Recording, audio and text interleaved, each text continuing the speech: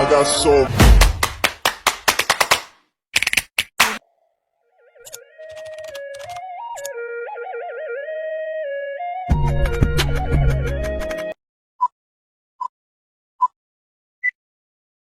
Assalamualaikum warahmatullahi wabarakatuh.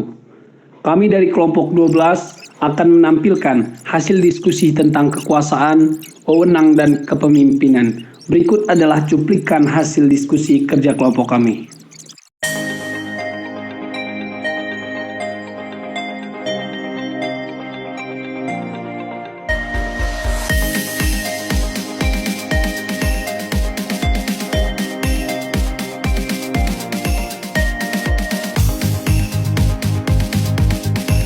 Kekuasaan menurut para ahli. 1. Max Weber. Max Weber mengatakan bahwa kekuasaan adalah kesempatan dari seseorang atau sekelompok orang untuk menyadarkan masyarakat akan kemauan-kemauannya sendiri, dengan sekaligus menerapkannya terhadap tindakan adakan perlawanan dari orang-orang atau golongan-golongan tertentu. 2. Walter Noll mengungkapkan bahwa kekuasaan adalah kemampuan yang digunakan untuk mewujudkan tujuan-tujuan tertentu dan berbeda dari tujuan-tujuan lainnya. Cara mempertahankan kekuasaan. 1. Dengan jalan menghilangkan segenap peraturan-peraturan lama, terutama dalam bidang politik, yang merugikan kedudukan penguasa. 2. Mengadakan sistem-sistem kepercayaan, belief system yang akan dapat memperkokoh kedudukan penguasa dan golongannya. 3. Pelaksanaan administrasi dan birokrasi yang baik. 4. Pengadaan konsolidasi secara horizontal dan secara vertikal.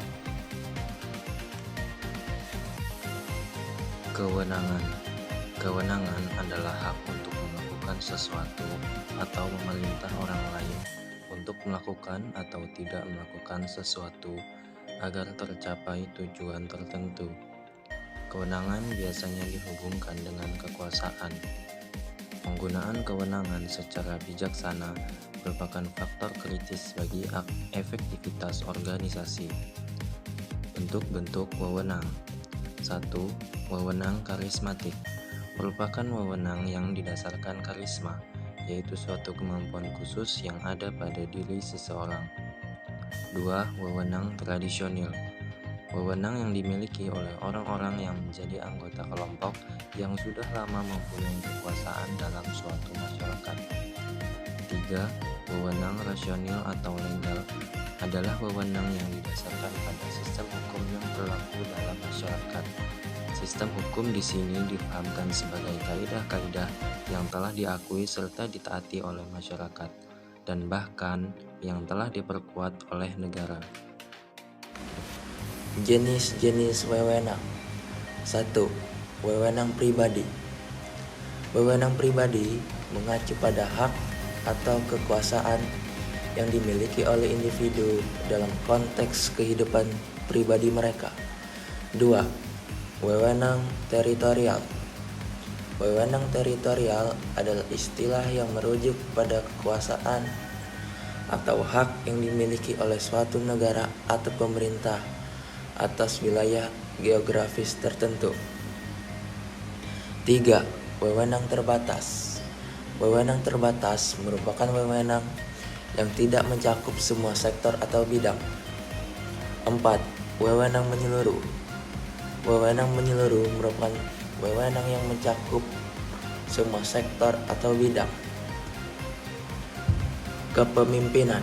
Kepemimpinan atau leadership adalah kemampuan seseorang, yaitu pemimpin atau leader, untuk mempengaruhi orang lain, yaitu yang dipimpin atau pengikut-pengikutnya, sehingga orang lain tersebut bertingkah laku sebagaimana dikehendaki oleh pemimpin tersebut.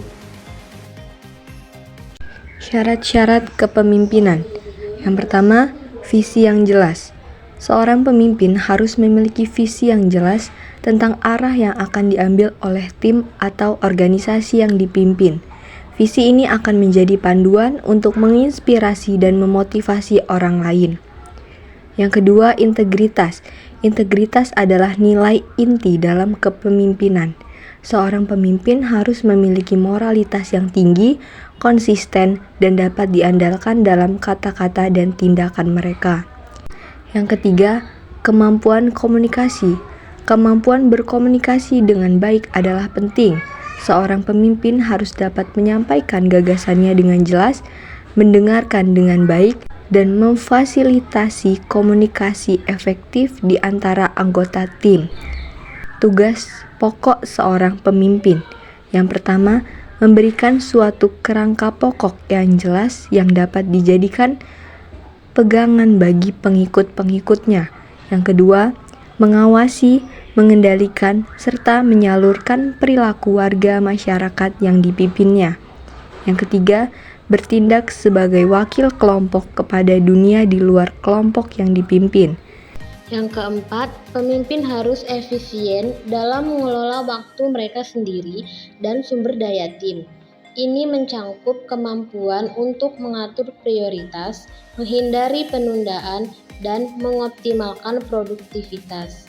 Yang kelima, pemimpin harus selalu berusaha untuk belajar dan berkembang.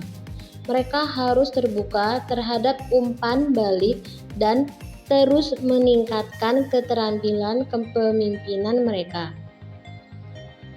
Jadi kesimpulannya, kekuasaan, wewenang, dan kepemimpinan merupakan hal yang tidak dapat dipisahkan dan sangat penting dalam kehidupan kelompok sosial di masyarakat. Kekuasaan adalah kemungkinan seseorang pelaku mewujudkan keinginannya di dalam suatu hubungan sosial yang ada, termasuk dengan kekuatan atau tanpa menghiraukan landasan yang menjadi pijakan kemungkinan itu.